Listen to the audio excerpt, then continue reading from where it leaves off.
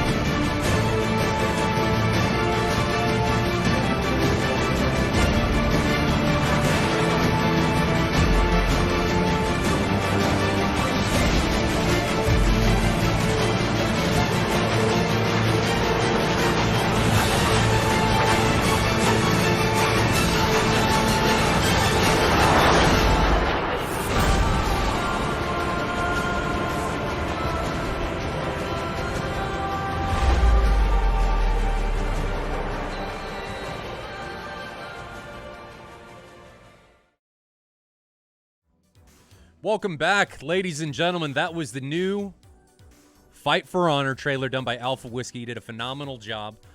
We are joined by the Mustache Man, Billy Wildmerlin. Billy, welcome back. Hopefully you're not irradiated after your so-called World War III that was going on in your living room or next door or whatever was going on.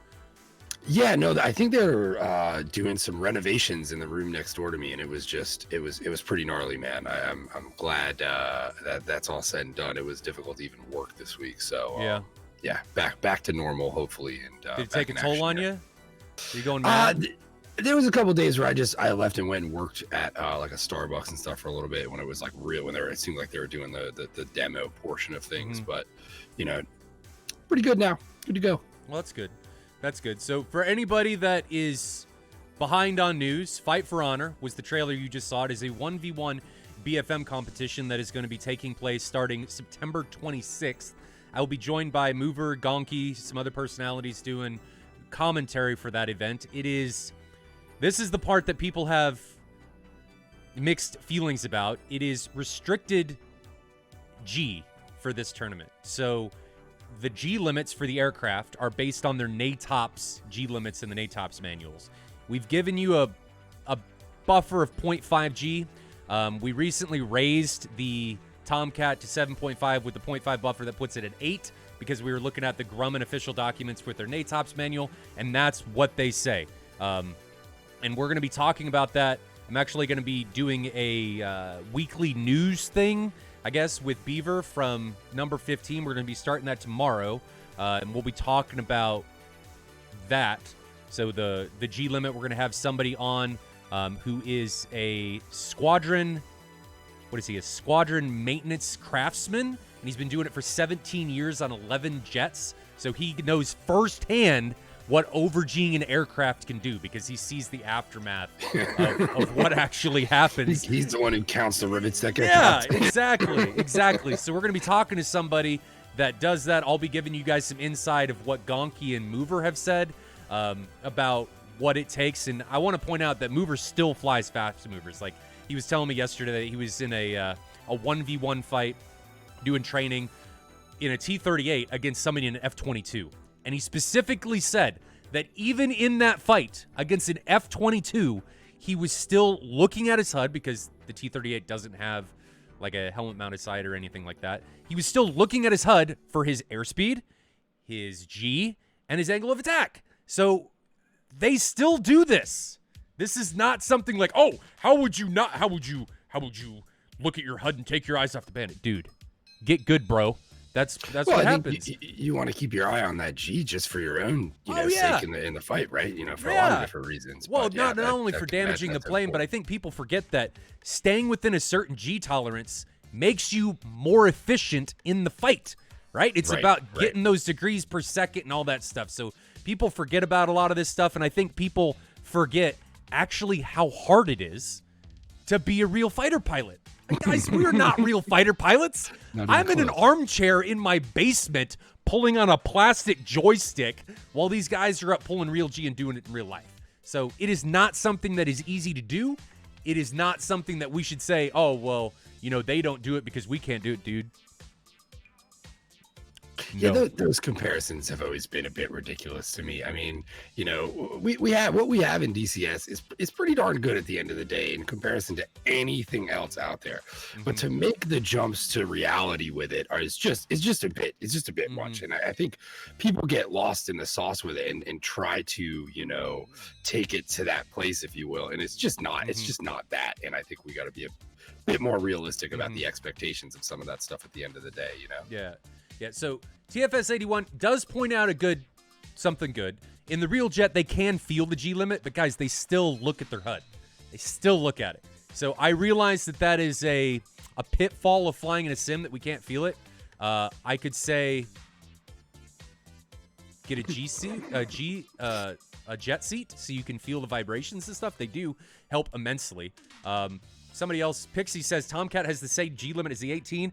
Nate Top says 7.5, and we raised it to 8 because we want people to try and maintain 7.5, but we're giving you a buffer up to 8. So realize that the G limits in Fight for Honor, they say what they are, but realistically, we want you to be 0.5 lower so that you have that buffer so you're not going over, right? That's what that buffer is there for, because they've recognized, hey, you can't feel it. It's you're in a screen. It can be a little bit more difficult. But the Tomcat, Grumman, from stuff that Mover sent me, the official documentation from Grumman says 7.5 on a lot of their charts and stuff. So that's what they say. That's what they say. And yeah, we'll talk more about that tomorrow. We got the maintainer coming on, the maintenance craftsman, who's going to shed some light. He told me some stuff, but we're going to talk to him tomorrow night. That's going to be taking place, I think, at 7 o'clock Central or 1 a.m. Zulu, or not 1 a.m., midnight Zulu is when that should be taking place. So make sure you tune in for that. We'll be going over attack views, all kinds of stuff going on there. And the other big news, Billy, we were talking about this earlier, we got partnership for Twitch, which is we're the first ones ever in DCS to be able to get this. So I don't know exactly what we're going to gain from it. I know you now get encoding, so everybody can choose their encoding level, which makes it a lot easier for people to watch on their phones. So you don't have to watch it 1080p 60. You can watch it 480 or whatever you want to watch on your phone. We get emotes. We get more emotes. So the more subs we get, guys, the more emotes we get. I think the next emote unlock is at like 300 subs. So gives us a reason to push for that sub goal, and any money we generate goes right back into trying to make the stream better with more cameras, more stuff like that. So we did get partnered, but emotes are the big thing. So I want to know from you guys, and you can type out in chat, and mods, if you can pay attention to what guys are saying. I want to know what emotes people want. So that's going to be things like the telephone pole. Do we want face smiles? I think Gordo's got to get his own.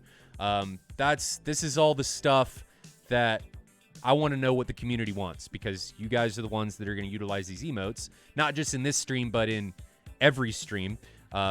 So let me know what you guys want, because I have no idea. I'm not as in tune with this as everybody is. Saint Wag, that's a good. Oh man, that would be really good. I think that's a solid one. Saint Wags. Oh, that's okay. So that's definitely a solid one. Billy, can you try and write these down? Yeah, sure. I'd appreciate that. So Saint Wags, that's a solid one. What else do we have news? 3080. You know, we started to get the benchmarks. That it's about 25 to 30% better than the 2080 Ti, which I think is pretty good. Yeah, it's a pretty substantial That's number. pretty solid, especially because the 2080 Ti was a $1,200 card, and the 3080's supposed to be $700, right, for the Founders Edition. I know they've got the special ones from the board partners. I think there was a pre-order that went up on what is it, B&H Photo Video. Yeah, and they were like $800. So yeah, also sounds about right for them. Yeah, but they said that the NDA is not going to be lifted till the 16th. Wonder why that is. I don't know. They referenced something with day COVID. Before? I don't know. Is it the day before the release? Or Yeah, it is. Yeah, right. That seems strange.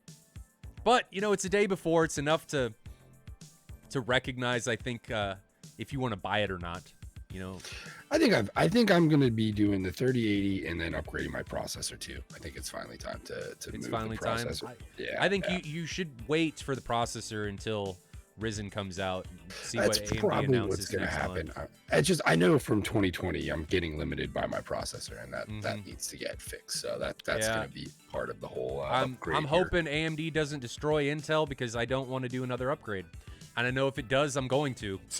Because I've realized that I'm out of PCI Express lanes. I am actually out. I've used virtually all 40 of them for Intel. PCI and way too hard, Moltar. You got to slow down over there, bro. I know. It's what happens when you got 12 hard drives in your machine. Yeah.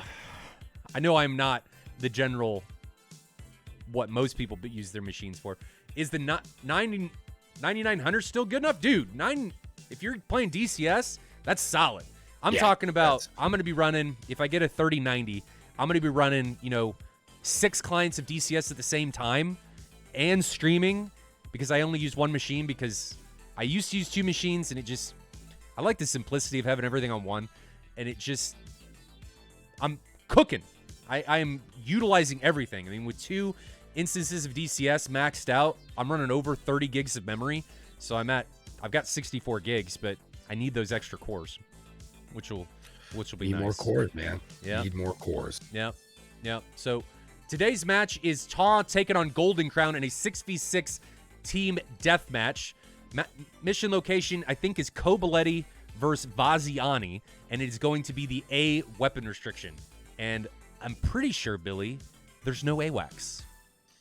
Interesting. So this is going to be something we really haven't seen a whole lot of. This is going to come down to the pilots really having to have a sense of where everybody is, because they don't have anyone else or any AI telling them or relaying to them a God's eye picture. Now, you do get PPLI through the Hornets and the F-16s and stuff of that nature, but there's no AWACS. So is that going to be a factor in today's matchup? What do you think, Billy? You think it's going to be a factor? I don't know. I'm thinking maybe we're going to end up seeing, especially towards the end of things, where we get down, and this is a Diamond League match, right? Yeah. 6v6. So definitely a bit more experience, a bit more guys out there, so a bit more radar cones scanning out there to create a picture. Now, they have fighter to fighter, correct? So they will be able to, if one guy picks it up, he data links it over to the other contact, right? So on and so forth. And I noticed too in the last couple patches, they got that whatchamacallit working in the 16 better now, so it's actually showing who you're locking up and that type of stuff. So I feel like that is going to be a bit more of an important thing for those guys in this whole thing, paying attention to that type of stuff. As well as towards the end, I get the feeling we're going to see guys flying over top of each other. Yeah, I could see that being a thing here, just not having that data link there to tip you off to where he is early enough. Yeah, so I'm wondering if I'm wondering if somebody's going to make it back behind everything. Justify says everything seemed quiet. Check your main system volume. So check your Windows volume slider and see if that's turned down at all. Because judging by the sound bars and stuff that I see in OBS, I'm right where I should be. You know, as far as volumes and when I'm talking to you guys and all that stuff, it shouldn't be too quiet. So check your main Windows volume and see if that fixes it for you. But Billy, while we jump into the sim here, I worry. One of the big things that I'm worried about is somebody getting behind everyone else and going unnoticed and really taking a toll on the opposition by getting behind and being unseen. Because if you get in behind and nobody's scanning behind, it's going to be really difficult to see where that guy is or to even know if he's there, especially if he turns his radar off. Right. Yeah, I could easily see somebody slipping behind things, especially, you know, with how much we normally see data link used here. I'm pretty sure this is the first match I've called that has been sans data link. So, you know, how much these guys practice on that whole level is another story, right? That's a big part of that, right? You really need to practice and be adapted for that type of situation. So, I guess we'll see here. We'll see how much these guys are prepared for that type of fight. Something else to point out, we are riding along with Challenger from Golden Crown in an F-14. This is the A weapon restriction, so we are going to be seeing MK-60s, some Mark 60s coming off, the large telephone poles that have got the juice behind them that can really make those 70-mile shots happen. And if you get caught high, that's another maybe possible emote, you know, pants down or something like that. You know, somebody getting caught with their pants down, or, you know, a jet with pants falling off or something like that. Lawn darts, ninja squirrels, I think would be a solid one. Yeah. That kind of stuff. But we've got a couple Tomcats. I see at least 2 Tomcats coming for Golden Crown. Hell Dogs in one, Challengers in the other. And I think we're going to see F-18s and F-16s coming for this side. So we've got an F-18 with Fuji, Zodiac in a F-16, and Dave in an F-16. And then we've got Spear in a J-11, Challenger in the F-14, and Helldog in the F-14. Let's take a look and jump over to TAW and see what TAW is going to be rocking or repping. TAW's actually got a 15 here. Is that the first 15 we've seen all year? One of the few, if not the only one. I can't think of another one I've seen, but I've missed some matches. So. Yeah, I don't know. But Sineg is in a 15. Darkside Rob's in a 14. Savior is in a Hornet. Yeah. What? I've been seeing him in the Hornet quite a bit. Yeah, but it's lately, just so unusual to see him in anything other than a Mirage. Well, I can tell you he's been practicing, so yes, I'm he gonna has. assume with somebody to his caliber, enough practice in that thing will certainly pay off. So we were watching a couple of his tac views the other day. Yep. And, it's just a lot of brilliance in the way that man flies. So it's curious to see what he does in that Hornet. Yeah, so we got Savior in an 18, Alpha Row in an 18, Newbie 2 in an 18, and Red Core 6 in an 18. So not very many 16s. We usually see a bunch of 16s, but lots of Hornets and lots of Tomcats. And we also have a J-11. So I talked about last week we've seen very few FC-3 aircraft, but this week we've got 2 of them, which is highly unusual. Task Force Trident says Phoenix Task Force in their first match used F-15s. Okay. All right. Oh, there we go. That makes sense. And now, we were discussing this the other day regarding the Hornet, but the upcoming data link overlay to the J. Hickmas and what a, dominating type feature that is going to end up being for the Hornet. And we haven't really seen anything from ED on whether it's... I don't know how I feel about that for competitive play. Yeah, it's part of the reason I brought it up. I think it's a conversation that I think needs to be had at the end of the day, right? That's going to be a pretty over-the-top feature. I think most people would agree, depending on whether you have the AWACS or not. I mean, we may see a switch back from in multiplayer to AWACS-less environments, because the Hornet with that, I like it and I don't like it, what I don't like about it is you're allowing the AWACS to find targets for you, not only on data link, but to,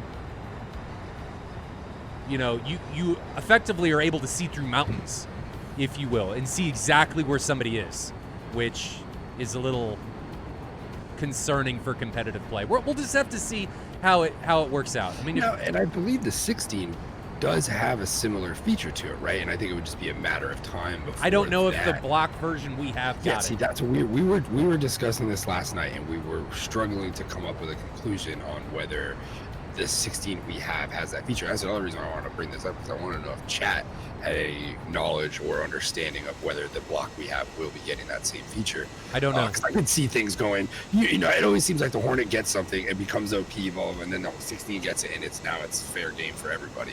So I'm curious if we end up seeing that happen with it, where, oh, the 16 has it now, so it's, you know, everyone's cool with it type thing. Right. Yeah, I don't know. Chat, do you know? My initial inclination is that the F-16 that we have in the sim does not get that. But I don't know. Does it have it in BMS? But BMS, it's kind of an amalgamation of different blocks. I think one of the guys in our squad, Hoodoo, was talking about it last night. In BMS, it's not data link, because I don't think data link is necessarily modeled very well. It's like a different type of, I don't remember the name of it now. I wish I could ask him quickly, but it had to do with a different form of radio that transmitted a similar type of information on that level, and it did provide that. But I do think it was a different block. So I don't know. This is where I'm kind of curious what we're getting on that from. Yeah, I don't know. I don't know which way it goes in that venue. But Yeah, chat, right. does anybody in chat know? Because I have no idea. Quick shout outs to Dagwood for dropping the 500 bits. Thank you very much. Poiju for 100 bits. Thank you very much, brother. That's just going into the 3090 fund to be able to fund that bad boy for more cameras. So need more VRAM, need more processing power, because my 2080 Ti just is struggling. She's on the struggle bus right now. But these guys are starting to spool up. Looks like Dave is leading us off. Oh, Dave is leading us off for Golden Crown, and we are underway here in round 1. Golden Crown taking on TAW. Now, Billy, with the current aircraft selections, do you have one? Are you leaning one way or the other for how this is going to go? Well, first I'd like to point out that the call sign Dave is pretty epic. In a world where nobody has just a single first name like that, it is. I just want to point that out because I think that's pretty awesome. You got all these crazy names, and you got Dave riding out in the lead. Pretty cool. I think the F-14 is going to play a pretty significant role here. The previous match I called saw, I think there was 4+ Tomcats in it, and it definitely was a Phoenix-heavy match. So I think we're going to see something similar here today with those airframes. I don't know. I'm curious to see what that F-15 and that J-11 do. I think that's going to be interesting. I think the no AWACS factor with those involved is also interesting. Now, does the J-11 does not have any data link, like there's no EWRs or stuff like that to provide data link for the J-11, correct? No. Right. So so nobody in any capacity has data link other correct. than peer-to-peer. Yeah. That is correct. So there's no AWACS, there's no EWR, so nobody has data link. It's only going to be PPLI that is going to be sharing data between aircraft, and that's something that's limited to the 18 and the 16, because I'm pretty sure the F-14 right now is not compatible with Link 16. Is that correct? And I believe so. And we recently saw improvements to some of the Russian missiles. Is this match played on the patch that has those upgraded Russian missiles? I think it's right. So. Like it's close enough. Like just based on the timelines in my head, like it seems like it'd be close enough. I don't know. Let me look at the kind of behind. Let me look at the calendar and see when this match. Interesting to know, just based upon the J-11, I believe utilizing some of that stuff, right? I don't think it is. This match took place the week before I think that patch dropped. I think that patch dropped the 19th of August. Yes. And this match took place on the 15th. Okay. So don't think that's the case.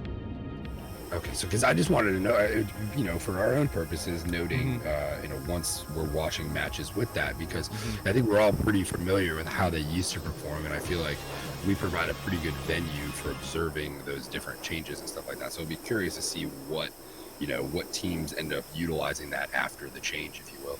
Right. Somebody's up here. We're not doing betting today, Navy Doc. We're not doing it because Streamlabs bot was stealing everybody's money.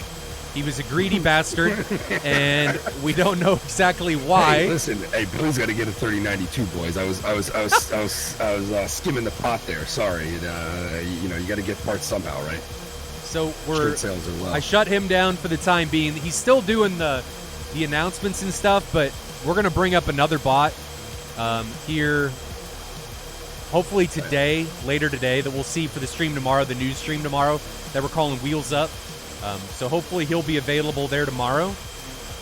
But he's not there today because he's a greedy, lying bastard and stealing everybody's money. Don't know exactly why. The aerospace professional, I have no idea how to say that. Oh, man. Flint. My boy Flint would be disappointed in me for not getting this one. I'm going to give it a go. I say I have no idea how to say it, and then he just writes it again. Ubershot.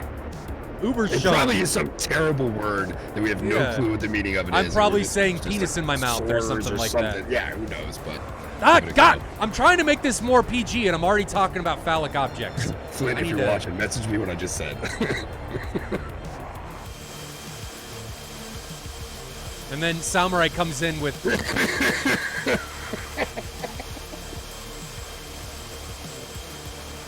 Yes. We're off to an amazing start this morning, boys. I'm doing well. I'm doing very well in today's stream.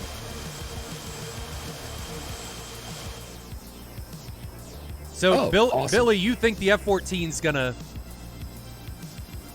have a role? I called that we're going to have a super sneaky somebody because there's no AWACS. I mean, if I was a 16, I'd be maybe trying to stay low. Can you give us a view of the terrain for a second that we're going to be seeing? I think that's a pretty important thing with the no AWACS. So the area we are flying in is right here. So flat terrain. Everybody should be familiar with this if you're in multiplayer. It's effectively the Growling Sidewinder terrain shifted slightly south. So a little more hills, but there is a large flat area to the north. The bubble is going to encompass all of this. The bubble is going to be around 100 miles across, and it's going to encompass virtually every type of terrain. So we got high mountains, flat terrain, little bit of water, hills, flat terrain, hills, mountains. So there's virtually everything a pilot could want except water, like large expanses of water. We do have a pond, if you will, but there's no like large expanse that you're going to be able to fly over with no line of sighted objects. And this should be interesting because I know most of these guys are on the Growling server, and this is a territory that most of these guys have fought in. I mean, anyone who goes and utilizes Growling to practice, is very familiar with this lay of the land here. So I think that could play a factor into things as well on that subconscious level where you're quite more familiar, a bit more comfortable with it. Yeah, I don't know, man. Getting low and staying lost in the little terrain that is there might be the best interest for some of these smaller fighters like the 16. And we'll see more of a hands-on approach to the terrain as these guys start to descend. The first pass for these guys typically, especially in Diamond League, is going to be anywhere between 30 and 40,000 feet. If we look at TAW, 31,000 feet, 31,000 feet. So these guys are flying in formation. If you hear, yeah, they're all right there. So TAW is going to be flying at 31,000 feet. What resolution do you guys use? I tried one video, but it stalls every few seconds. Are you talking about the stream? What are we talking about? I'm at 1080, 60 FPS, but you should have encoding options now. So feel free to change them since we got partnership quite literally yesterday. You should have encoding options, so you should be able to select the resolution that you want the video to play at. Which means less bandwidth for you. Separation between the two teams is down to 40 miles. So if I were a Phoenix launching Tomcat, now would be about the time that And it we looks should like start to see those telephone poles come off. very tight formation from TAW, very loose. Looks like 2 pairs and a singlet, or what? Where's the 6th fighter for GC? They're separated. Oh, for GC? Looks like only 5. I think somebody disconnected. Ooh.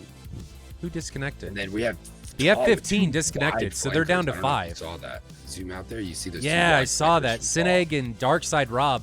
Yeah, I think this is what I was talking about with somebody trying to get around the back. I'm going to get rid of our face cams because missiles are starting to come off. So Fuji launches a 120, and then 3 120s come from the TAW side. But look at TAW just launching and then unsupporting those missiles. Because they know the probability is low here. There's no point. Get reset. Get set up and back into a better position. Those mad dogs are going to end up, or pit bulls are going to, or yeah, mad dogs in this case are going to end up, dinging somebody's RWR there here soon. I would assume here we should start to see these guys react to these incoming missiles in some capacity. Let's see. So here comes Dave. Good old Dave.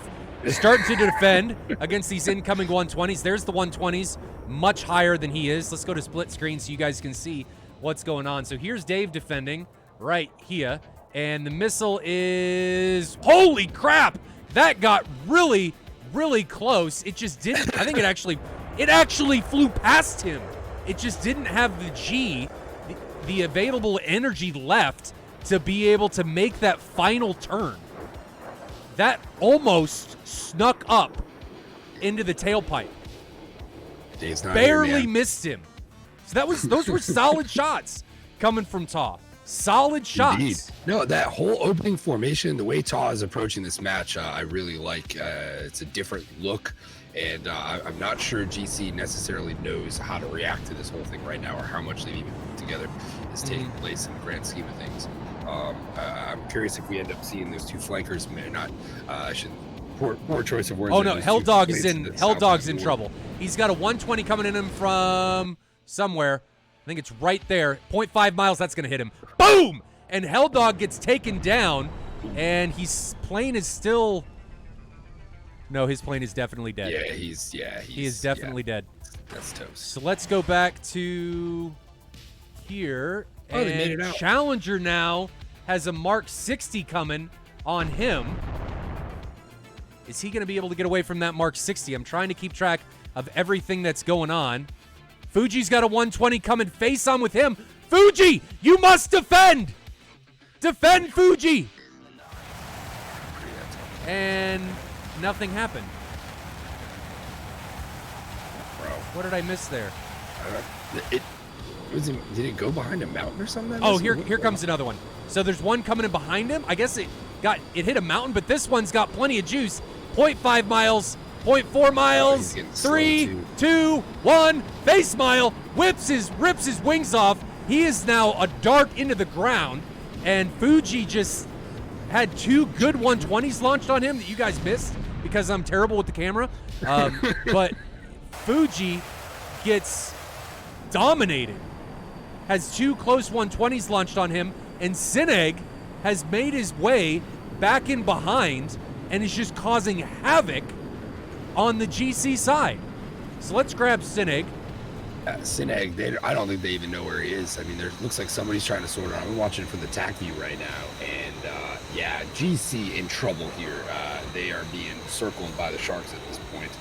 3 planes to, I believe, 6 planes at this point, and there is an absolute convoy of missiles heading their way right now. I'm losing count here. 7, 8 missiles, I think, inbound towards that cluster of GC fighters right now, and meanwhile, Sineg's just circling around waiting. I don't even know. It looks like he had several opportunities to pick somebody off and hasn't even shot yet. Well, I think this is exactly what they're trying to do. They got a wall of missiles coming in on 3 different targets, and they are pushing them into Sineg, right? Sineg is at 26,000 feet, so here's Sineg. There goes a 120 from him.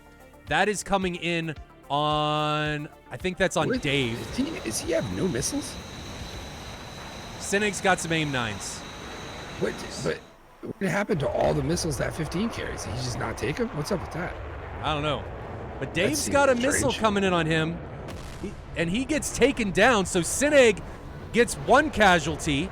I think there was actually another one. Challenger got taken down simultaneously, and now we've got Spear, the last remaining target with an aim-9 on him, and he gets hit. So once this started, wow, it ended.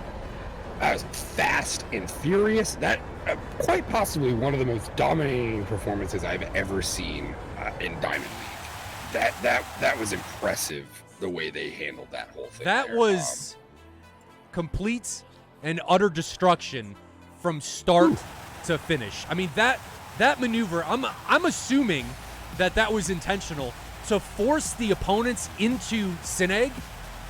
It was like using hunting dogs to push the prey into the hunter to end up taking him down. And that's exactly what happened. They forced him into Sineg, and Sineg it was like shooting fish in a barrel. I'd be curious to know what GC was seeing on their radar screens with that initial formation, because they were so tight on that center group, right? Like, was GC seeing 3 contacts for a little bit there? I don't know. I'm curious what that looked like on the sensors there, because that had to play into that whole ruse there and getting Sineg behind them. Just be curious to know there. But that was impressive and downright scary how dominating that was. Now, I will point out that GC did lose a contact. They did lose a guy early, so it was a 5v6. Right. But that's solid point. Looking past that fight was just shockingly one-sided. I mean, Sineg won that fight virtually on his own. I don't even know how else to say that. What the missile situation was. To see him at that point, after watching all the missiles come from the other way, and then see that he had that little missiles left, I don't know what I missed along the way there, or whether he just didn't leave with that many. I'd be curious to see that from the TAC view. I don't know, but let's jump to the TAC view. Let's take a look. So I'm gonna pull up the TAC view here. And guys, I apologize about missing Fuji getting taken down. You got to fire the camera operator. I'm terrible at my job. I'm terrible. Yeah, he launches like 6 in a span of like 30 seconds there. It is pretty bad. Yeah, They knew they had a lot of missiles and were not afraid to use them in that match, and it certainly played a factor in there. I think we'll see here.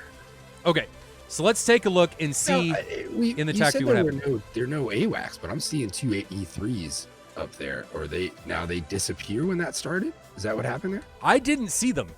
Go scroll back a second. They were there. Well, I'm looking at the TAC view. They are not here. They're at the beginning, but I think they turn them off. So there's a script in the mission where you can turn them off if you want to. So I'm pretty sure they turned them off, and there's no AWACS. So okay. Here's the beginning of this round. Again, this is a 5v6 because who was it? Somebody in the other both the 14s are here. Somebody for GC, I don't remember who, disconnected. And I'm going to assume it was a connection issue. But TAW is just launching all the things. And here's your answer to your missile question. Sineg double taps here early. He puts out 6 in the span of about 30 seconds. So here's from 32 miles. And I think they're doing this intentionally.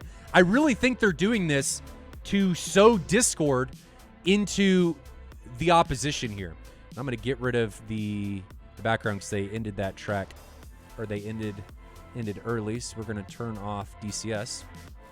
Okay, so there go those two, and they're sowing discord. Here comes another 2. I think one of these actually connects. Yeah, so Sineg gets a kill here on Helldog. Sineg's at 31,000 feet. Helldog is at 20,000 feet. How far is this shot? This shot is from 13 miles. That's a good shot. That's not a bad shot. Now, if Helldog defends immediately by zooming in and seeing that missile come off the rails, he's going to be doing okay. But Sineg is at Mach 1.85. Yeah, I was going to say, what is Sineg's speed? Because it's got to be fast coming in the way he Holy crap! Had to be fast. Yep, 1.8 makes sense. 1.85. Freight train, dude. That thing, getting away from that at that range. That is a 120C, ladies and gentlemen. Both of those are at Mach 1 or at Mach 4.2. That's like Phoenix territory. Yep. Holy crap. No matter what Helldog did in that situation, there's no getting away from that. He was dead. He was to be way ahead of that thing to be able to do that. But well done by Sineg to put himself in that position. Now, if one of the Tomcats would have seen him, but if one of the Tomcats would have seen him from inside 20 miles, he would have been in a bit of trouble. That's probably why it didn't look like he had bags for gas. It didn't look like he had a ton of missiles. He may have been cleaned up a little bit to try to get some more speed for that initial shot. I don't know. I think he just jettisoned his bags. Maybe he very, very well could be the case, but it looked like there was he did something to because the missile count didn't add up. I mean, what do you take? 12 AMRAMs on that thing, right? No, you can take 6 and 2.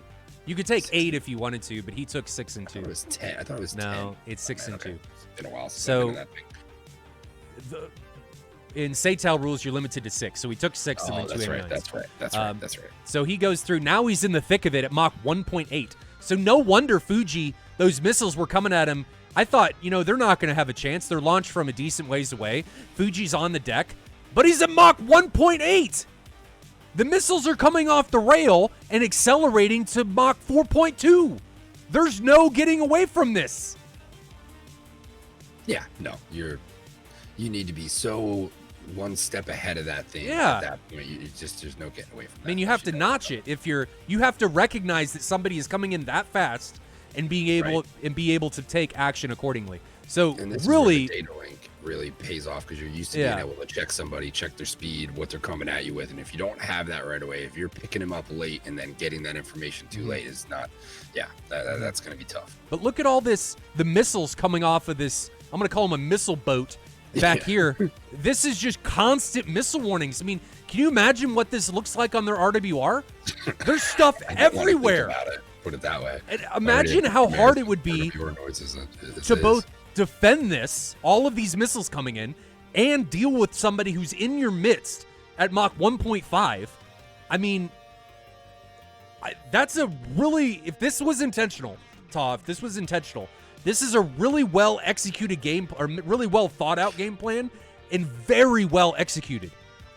No, absolutely. This is probably from a strategic perspective, one of the better performances I think I've ever personally seen in a SATAL match. I mean, this was unique. I don't think we've ever seen this look before or this strategy. So, this is one for the fans out there to note, see if we ever see A, them try this again, or B, another team try the same tactic, because it looked incredibly effective. I'm going to guess TAW was the one that maneuvered for the no AWACS on this one, because it looked like it was absolutely part of the plan to do that. So some scary stuff out there for the teams may have to come up against that. Yeah. And worth noting to prepare yourself for these type of situations. Now, somebody asked, did GC even launch anything? I think so. I think initially, there's one there. And then I might be a first. One missile. That might be a first. I don't think we've ever seen one team fire just one missile before. Wow. I've never seen that. Granted, that round took, from when the first person died to when the rest of the team died, it took 2 minutes. It might be a record too, and I don't know if I've ever seen a match that short with Sineg, I think, got 4 kills in 2 minutes. Wow. Yeah, Comey with an unfortunate spanking. That would be the good way of putting it. But now, one thing I always bring up, what is GC, you have a little bit of time in between rounds here. You kind of have an idea of what they did. What do you do to combat that? I'm going to be very curious to see what GC comes out and does in round 2 here to try to, counter this strategy and formation from TAW. I think that is going to be interesting to see in round 2. What does GC do?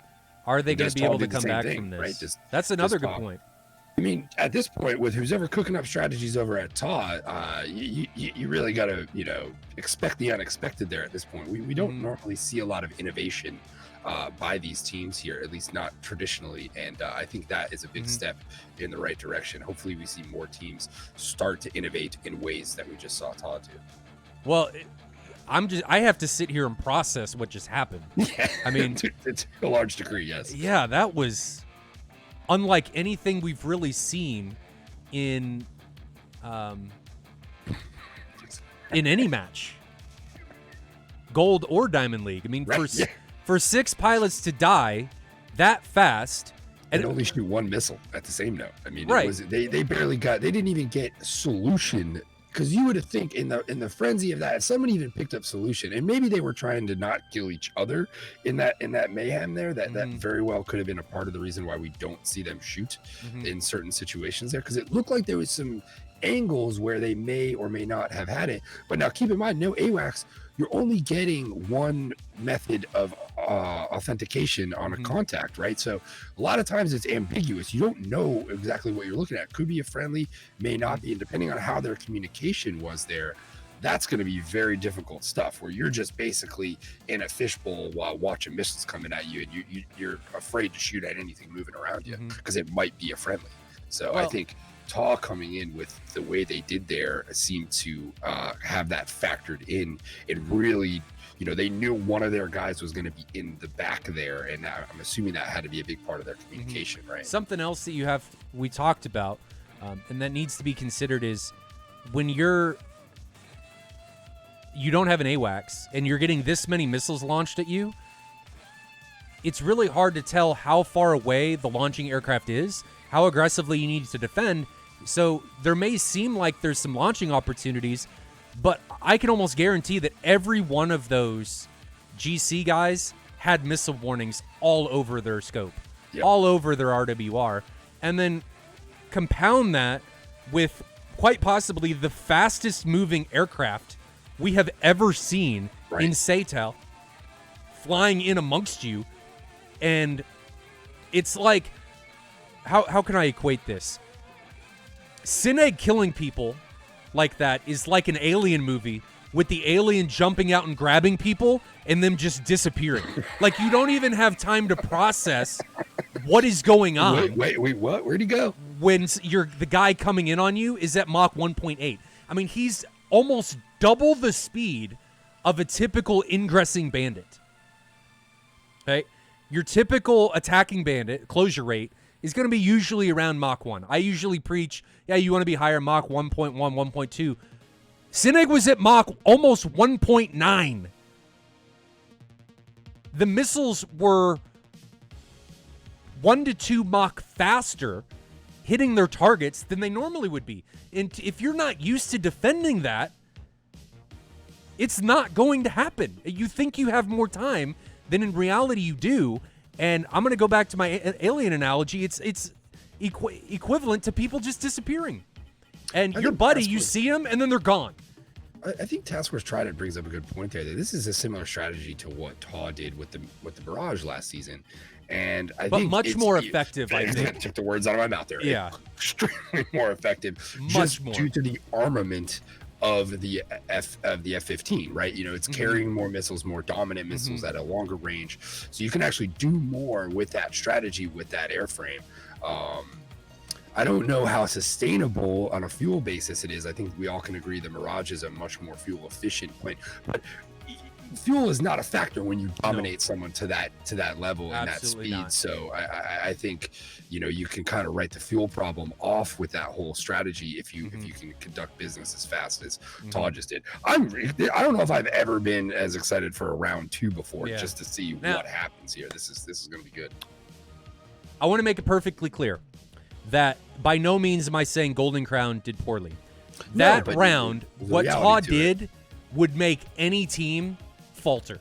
Anyone in DCS, if they got confronted with that, they would have a very difficult time in overcoming that. I can almost guarantee, even if TAW got hit with that and they weren't expecting it, they would have a similar problem. So I think it was just a really well-executed plan that took GC totally off guard.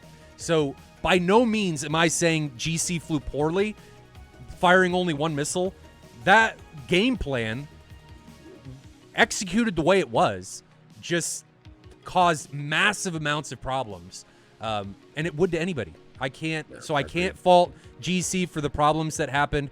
That was just something that nobody saw coming. I have never seen as a caster. And Billy, you brought up a really good point. That's exactly what TAW has done in the past, but that was 10 times more effective using an F-15 than it was a Mirage. Absolutely. And I think, TAW has always been one of the better strategy teams out there as far as coming in with a game plan and executing that game plan. And I think when we see them take things to this level, it gets scary. It's like, okay, well, what else could they come up with? What else is in that bag of tricks there? So I think, this should be a call to action to some of these teams to really step up the game planning and the strategy level of things if you want to try to combat teams like TAW, because you really have to fight fire with fire when dealing with that, and you need your own strategy. And this is where I often talk about the trying to make the other team play by your rules or where you want to in that match. And I think when two teams come in with different strategies, it becomes that tug of war of trying to get one team to play into the trap that they set, so on and so forth. And I think, hopefully we see GC come out in the second round with a little bit more of a laid out strategy that they can stick to combat what we saw at TAW in the first one. But it's not easy to come up with that on the fly like that. So. That's another good point, is that coming back from this, you're at such a you're having to now overcome the strategy, but you're also having to overcome being a man down. Right. So, Hawaiian shirt, hey, TCS dads. Well, you're the man in the Hawaiian shirt, so I think you're a dad right there along with us, right? I mean, I have a couple Hawaiian shirts, and I'm not a dad, but I feel I don't own vibes. one, and I'm a dad.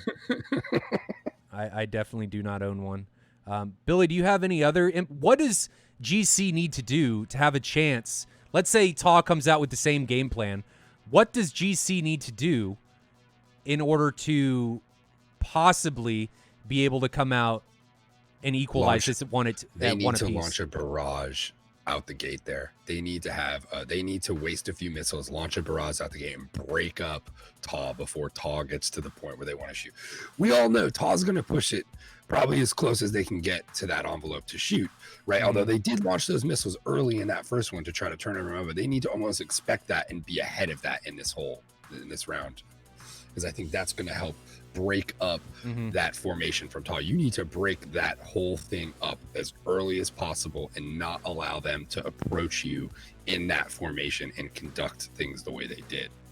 And just, know that there's going to be an F-15 traveling at the speed of sound, shooting missiles at you. Right.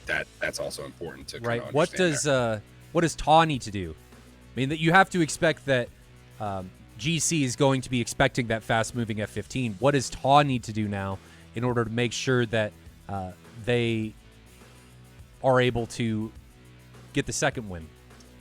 Ideally, a totally different look. Don't do what you did in that first round, and you are going to fuck with them on a level that I don't know if they'll be able to recover from.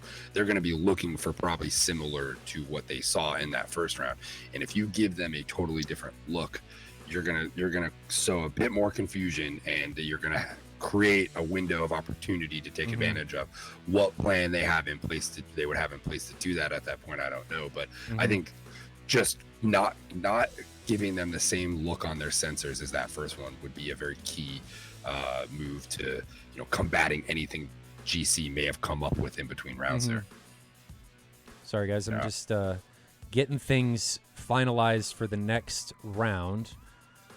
Yeah, I'm more on the corner of I'd like to see the different looks, coming from the football Madden side of things, right? The more different defensive looks or different configurations you can put out in front of a team that's trying to fight you, the better off I think you're going to be. The more confusion you kind of create there as far as what you're doing, right?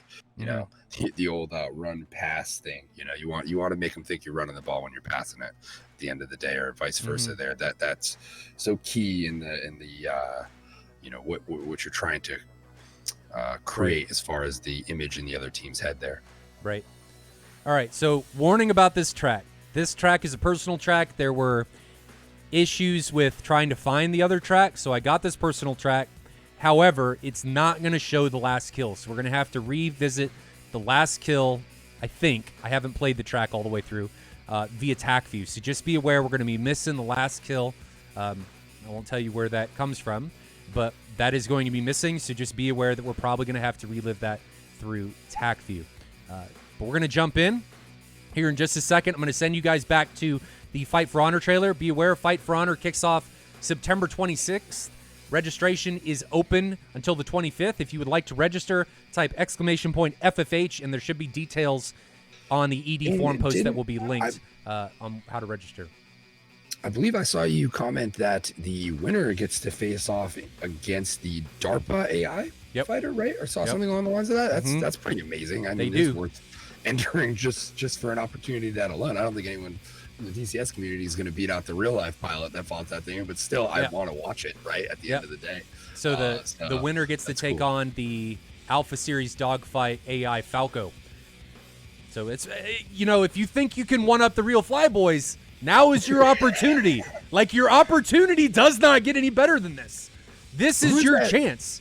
Wasn't there an indie driver or an open wheel driver that started out in the GTA? Was it Le Mans? Was it a kid who was playing GT or playing either Gran Turismo or something? They had a race series. Right? They had a challenge, and the winner would go get to race in Le Mans.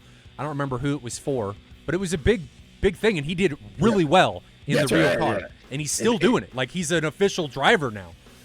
Right. And I think racing is much more conducive for that type of thing. It's a not much more, but easier to emulate in a simulation as opposed to what we're doing here. Well, the objective in real life isn't to kill somebody. Yeah, right. It makes things a little easier. Yeah.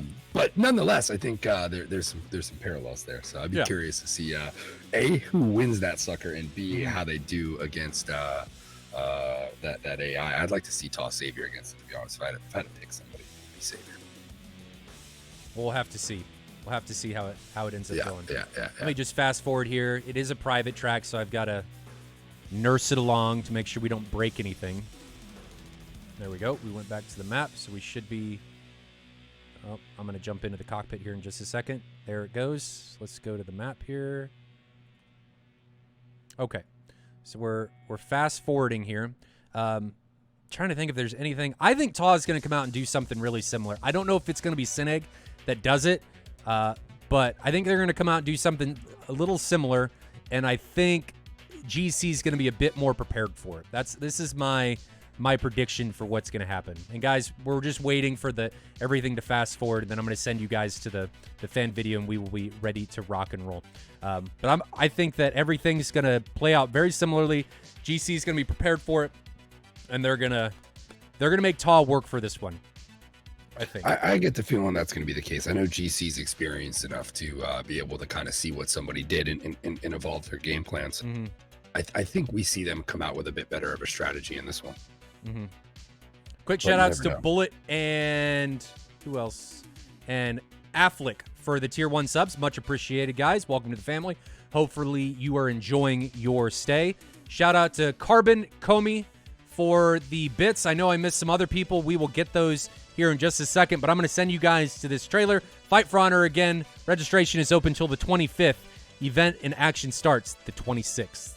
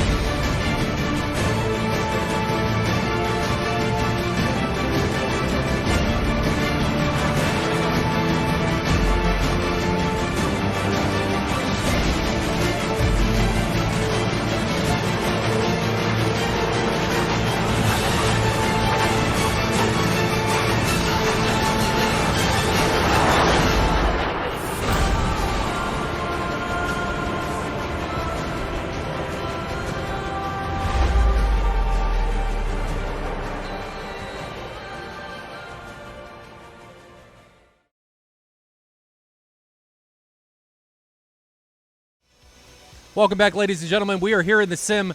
Round 2 is getting ready to take off. TAW taking on Golden Crown. TAW currently leads 1-0 over Golden Crown in an obliteration of round 1. In my opinion, totally due to game planning and execution. Right. I would agree there. That was swift and decisive. Swift is an understatement. That was just something we haven't seen before. I agreed. I was sitting there watching it. When you zoomed out and I saw Sineg and I forget who is to the south, like real, I was like, okay. Darkside Rob in the 14. Yeah. I was like, we got something different cooking here. This is gonna be good. Something a little different, and that it was different and it was done well. So let me catch up to who I missed. So Ace 5th, rated with the party of 5. Thank you very much. Puju. Oh, I got Puju and Dagwood with the bits, so there we go. I'm all caught up. We're all caught up. For anybody just joining us and does not know what this is SATAL 2020. It's a squadron air-to-air league that pits teams against one another. Billy and I do these 3 times a week, 1,500 Zulu. Gold League and Diamond League. Gold League is 4v4. Diamond League is 5v5. Everything, all the information you need is in the panels down below. And yeah, that's about it. This is TAW taking on Golden Crown, and TAW leads 1-0. I think GC's got a really hard uphill climb to be able to overcome what TAW is going to be able to put on him. So they've got to overcome the demoralizement that losing a round brings, and they have to overcome being down 1-0 right now. Yeah, that is certainly a mountain to climb, especially with how that first match went. So I think, like I said, it's all going to be about how they what they were actually able to determine that TAW did in that first round from what they saw. Because I don't know, they can't go look at attack view in between rounds and watch what just happened. No. Right? They don't have that ability, so they only know what they were able to figure out from what they saw, which we could both agree may not actually be a whole lot with how that went at the end of the day. It's easy for us to sit here and we're looking at this from the perspective of the information we have, but they don't have that in the moment there. So they only really have what they saw and heard from each other to go off of to game plan for the second one. So the more I think about it, that may be a tall order based upon how much confusion was in that first round there towards the beginning of it. So I'd be curious to know what they actually knew about what TAW did in that first round. And something else I wanted to point out, you were talking before about all the content and all that stuff. If you guys aren't following the social media stuff for SATAL, there's a ton of good content that gets put out there. A lot of the different replays. I found myself, I sit here and watch these matches with you and have a pretty intimate knowledge of how they went, but I've actually found myself really enjoying those videos during midweek and kind of the lead up to the match and stuff like that. So if you guys aren't checking that stuff out, I know he plays them here, but I always find it cool to find that stuff throughout the week as I'm kind of doing my thing. Right. And it gets me hyped for the weekend, so or for the next match at the very least. So yeah, stop by, check that stuff out. There's good content there. Not just media content, but if you go to the SATAL website, splash1gaming.com/SATAL, you can grab all of the tack views and the tracks yourself and go through and analyze them if you want to on your own. All of that stuff's available. You just have to go to the specific match, and all of the links, or most of them, if the teams put them up like they should, will be there. So that is something that people can take advantage of as well. We're riding along with Red Core 6 and his 4 wingmen. Red Core 6 is the leader of TAW. He's got Aleph Row, Savior, and Newbie 2 back behind him, all in 18s. And then we've got the F-15 of Sineg and the F-14 of, Darkside Rob, rounding out the TAW side. And then Golden Crown, I don't know if they have 6 this round. They do have 6. Okay, so they got their fighter back from that. Yep. So that may be a little factor. I mean, granted, we really didn't touch enough on the fact that TAW had a single-man advantage, which I don't know how much of a factor that was in the first one, but we can certainly say it was somewhat of a factor, right? One less guy to have to take care of out there, but at the same note, I don't know how much that 6th man would have really made a difference in that first round for GC. Yeah, I don't know. I mean, maybe a little bit. Maybe a little bit, but I don't know how much it really would have mattered. Sorry, I was just resyncing. The camera shake, I don't know why it's doing that. That's kind of unusual.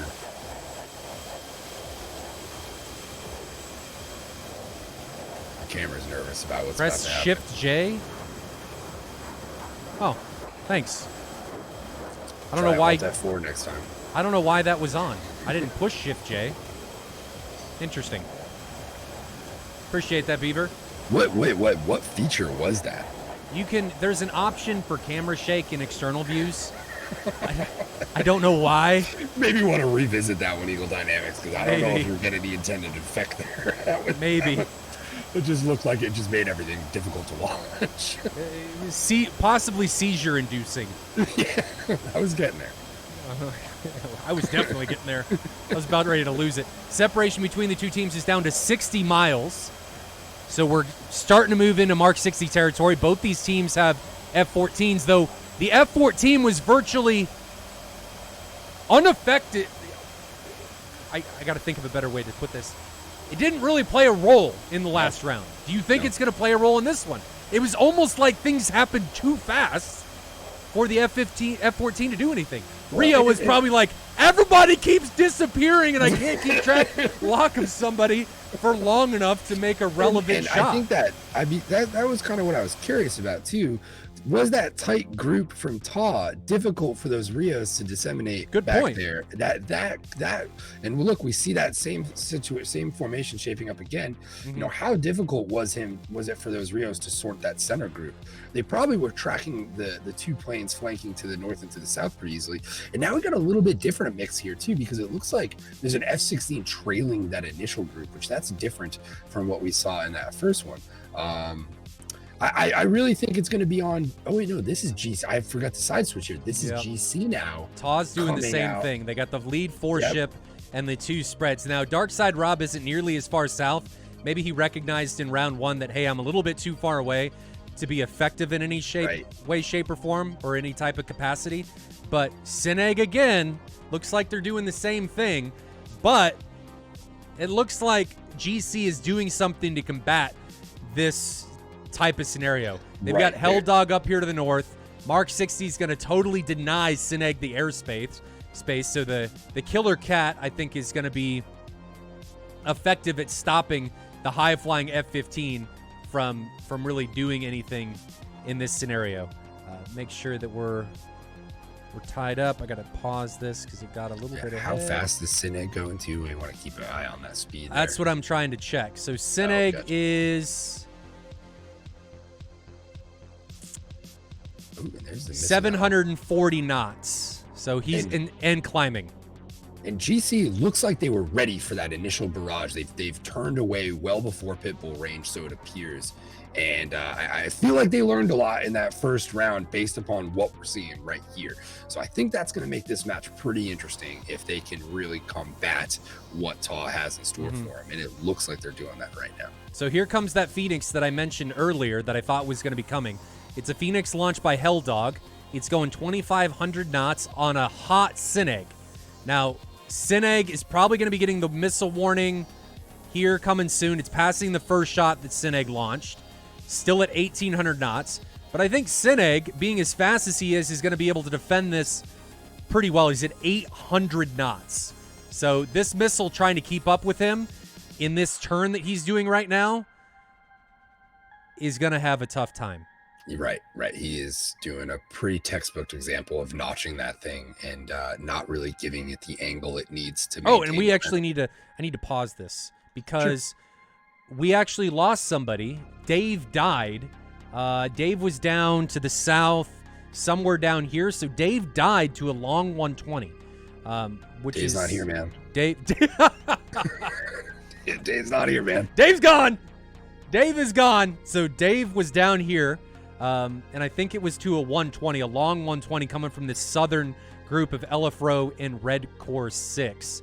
So unfortunate that happened, but Sineg is in a bit of a pickle here with this incoming Mark 60. The Mark 60s, well, I think he's doing a pretty good job. But the Mark 60 is at 500 knots. It's bled all of its energy. coming in here on terminal guidance. Very spread out. Everybody is very spread out at the moment, which is interesting in comparison to what we saw in that first round, where there was a cluster of shit going on. I think GC making a very good effort to not get bunched up like that, which is, I think, in their best interest based on TAW strategy here. Yeah, absolutely. So let's unpause this. So we are unpaused now. We are going to go back to the map view, and I think we're going to see things happen very, very fast. We've got a same type of situation that we had last round, where GC lost somebody early. In the previous round, it was due to a disconnect, but in this round, it was due to Dave getting taken out by a 120. So unfortunate, but you know it is what it is. Let's get rid of our big old talking heads so you guys can see this a little bit better. Mark 60 now coming in against Darkside Rob, and Fuji's actually in a really good position, launching on Newbie, and Newbie's getting caught at 20,000 feet. Is that going to be potentially problematic? I think it is, and Newbie may have waited a bit too long to try and get that missile off. Here comes the incoming threat 3 miles away. On support, how close was he? Close enough, I think, for the missile to pose a threat. And tracking. Newbie's not going away from this. He's turning back into this incoming threat. No. Oh, no. Half mile, face mile, and Newbie is the first casualty, and Fuji is able to equalize this at 5 apiece remaining. Ladies and gentlemen, do not turn back into somebody that has a loaded gun pointed at your face. Best possible scenario, run away. But now Savior is coming in hot and fast against an incoming Hell Dog. So let's go to split screen and see if we can see how this is going to unfold. I think we're going to have a bunch of things happen at once.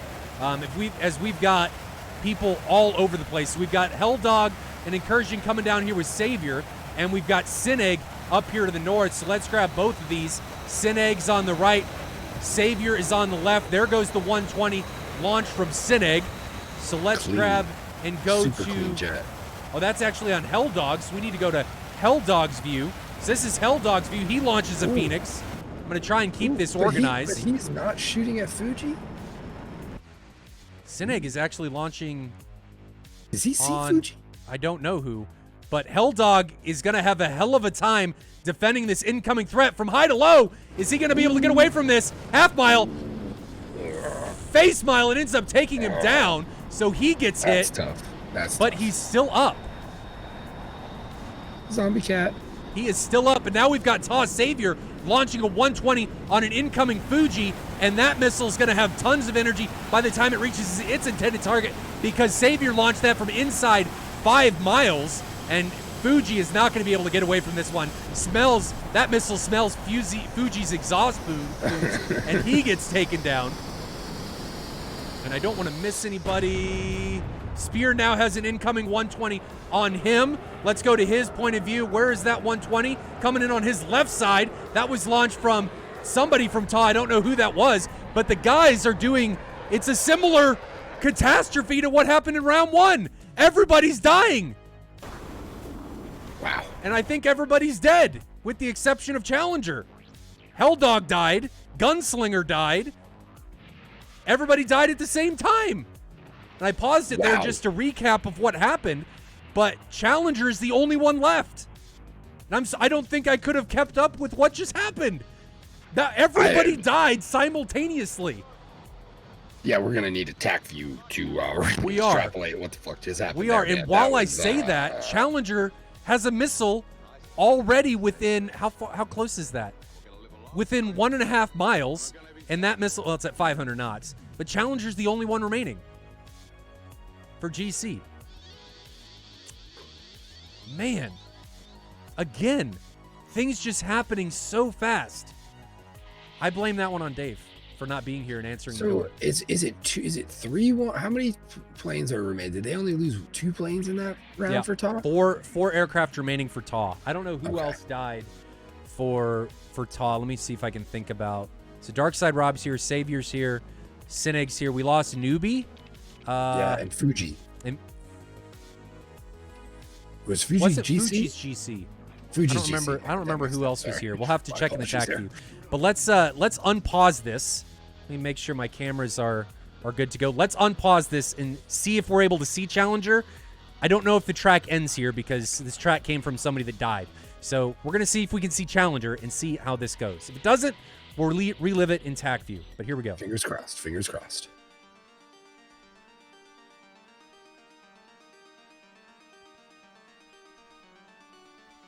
Let's grab Darkside Rob's point of view in the Christmas Cat.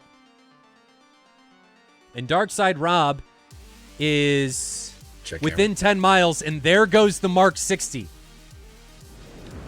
And Challenger is defending at Weeds level. So let me see if I can grab that. Oh, track ended. Damn. But man, again with the round. TAW turning everybody into wingless darts very, very quickly. It might be one of the best performances I think we've ever seen out of a team in SATAL right there. At least the most commanding or dominating performance I think I've ever witnessed. And that's not knocking GC. GC is a very good team. I think that just speaks more to what we saw there, right? So I don't want to, and you touched on this before, but I don't want to think we're sitting here bashing GC because we're not. No. Those guys are good pilots. We fly, for those that fly PvP in the public arena, you see those guys all the time. They kill us. They're very good pilots. So I think that really does speak volumes to what we just saw at TAW there. So, here's Dave's death. Dave, no! Dave gets taken down. He's at 26,000 feet. He just defends late, and he's way too slow. Dave's at 0.75 Mach with an incoming missile that's at Mach 2.3. He's not fast enough to get the missile to really do anything that's going to bleed all of its energy. Shout out to Carbon for dropping 50 more bits. Thank you very much, brother. Much appreciated. Goes straight into the war chest of hopefully improving cameras later on. But Dave he gets caught with his pants down. And you get caught like that, you don't have time to build up enough energy to be able to do anything against an incoming threat. So well done by TAW to put those early missiles out. And, you know, if you don't shoot them, you don't have the chance of making anything happen. So they utilize those missiles, even though recognizing that something's probably not going to happen. But, hey, they get an early kill and Dave goes down. So that's what happened to Dave. Then carrying on, our next casualty is going to be, I think it's Fuji. Yeah, Fuji. No, it's not Fuji. Who is it? Look at the mess. Yeah, there's just stuff everywhere. You zoom out for a second, just show. Look, I mean, you don't rarely see a cluster. No. This many planes, this many missiles, all out at one time. I mean, it's pretty remarkable at the end. Who died next? And now, can we extrapolate? Some of this is just due to the no GCI or no AWACS, I think right? it was. I really do think feel like that played a big part here because the confusion that sows is just, especially now in today's DCS with the IFF the way it is and how many of these planes are so reliant on that AWACS for IFF purposes that when you get put into this environment and you cannot quickly IFF or identify who you're about to shoot at, and the stakes are as high as they are as far as team killing somebody, it makes a very difficult situation. Well, I think too that ready to go for that. It greatly increases your time to sort, and if you're not used to flying in a match or in an arena that doesn't have AWACS and you are having an over reliance on data link, your time to target or your time to sort is going to be greatly increased exponentially. And TAW, I think, just showcased that they're used to flying in an environment like this. Right. So their scanning ability and finding targets is going to be much more effective. Plus, I think they're flying airframes that are much better suited for this. They have 4 18s, so the ability for the 18 to share targets via PPLI it's a force multiplier. Right. And they took aircraft that are going to be effective in an environment like this. This was No doubt. I think Fuji recommits into one of these. Yeah, it's this one right there. So Fuji defends this, but I don't know what happened. Well, I do know what happened. I'm pretty sure I do. When you defend like this and your plane's spinning, a lot of times the missile will go out of your RWR cone and you won't get the missile warning. And you'll be like, hey, I'm cool, I'm clean, the missile passed me. When in reality, you've just moved the missile into a blind spot for your aircraft and you you end up getting taken down. Beaver says, except that the only other planes that can benefit from that are other 18s. Yeah, but TAW has 4 18s, right? So the very fact that they have 4 18s benefiting from that, I think, is huge. They were creating a very good picture, SANS and AWACS, on data, still having data link. Data link was still a factor in this. It was just not as supplemented by AWACS as it normally is, right? So you're still getting SA, you're still seeing contact, that your radar is not necessarily seeing, and you can, adjust and track to, right? But at the same note, that the lack of the IFF too also creates a big problem there, and that's why it's very important, I think, for whatever side, to be communicating very effectively to make sure you're not shooting each other out of the sky there. Yep. So here's our next casualty. It's Spear, and it looks like he tries to commit to the notch, but then comes out of the notch. Don't do this, guys. If you commit to the notch, you got to stick with it, right? If you commit to the notch and then break out of it, you've expended energy. You've put yourself in a situation where you're no longer egressing away from an incoming threat, and you're just giving away all of your benefits that you have coming into the fight. So he commits to the notch, then decides, I'm going to get out of here, and decides to get out, breaks the notch. The 120 is like, I see you, and comes in and hits Spear. But it actually looks like Spear survives that one, but Alefro puts another one on him, and it takes him down anyway. Somebody, I think, died. Did Savior die? I only see 4 guys. No, there's 5. Never mind. I think Alefro is the next casualty. He comes in here and gets taken out by Gunslinger, but Gunslinger simultaneously gets taken out by an AIM 54. Boop! So Alefro, even though he dies, gets immediately avenged by Darkside Rob from the other side of the map. Oh, man. Well, not the other side, but like 20 miles away. How far away is that? 15 miles. So that's a very deadly Mark 60. So, Alefro dies, but he made it work. And then Challenger is left all on his own. Is that Mark 60 that was launched by Darkside Rob going to be effective? Where is it even? I don't even see that Mark 60 come off. Huh. So Red Core 6 is actually the one that takes him down. And when you're 1v4, there's not much you're going to be able to do. No, that's tough right there. That's it. That is it. Well, folks, a match to remember here. I think this should be one everyone keeps in the back of their head for purposes down the road if we see teams pull this similar strategy. And especially, I'll be curious to compare the next match we see with no AWACS back to this match. I think that'll be a very good comparison at the end of the day. But we saw some pretty smooth flying today from TAW and even from GC in certain situations. So I think today was definitely, although it wasn't the most competitive of matches, it's still probably entertaining on that same level. So yeah, I think it was a competitive match, but TAW's game planning and execution just swung it heavily in their favor. Top notch there. That was really, really well done. Quick shout outs to Xander Draft for gifting 2 subs, 1 to 93 FS Beaver and Mr. E009. Thank you very much, brother. And then 104th Bullet drops 104 bits and says, congrats on partner. Thank you very much, brother. So it's nice that it finally happened. I just got a random email and, it happened. So we got emotes we need to do. We got encoding options. It's nice to have. So I'm going to try and rebrand the stream in a way. I think it's time to do a rebranding, time to do some changes for backgrounds and stuff, get some bits, get a new logo again, and make some things happen. So that's in the works, and we're gonna see where that goes. But next match is going to be taking place Tuesday, and it is going to be, who's that match gonna be? Internet is slow. And I got the construction starting back up next door, so we worked out perfectly today, time and wise. I thought you said they were gone. I thought they were too. They weren't here all day yesterday. They must take the fucking day off work on a Saturday, but that's my luck, right? Yeah. And they didn't work until 9 at night. I had to go over there and say something. It's like, dude, it's 9:30 at night. You're hammering and knocking like it's an active construction zone, bro. Like, take it easy. So next match is going to be Tuesday, Outer Haven taking on TAW Wolfpack.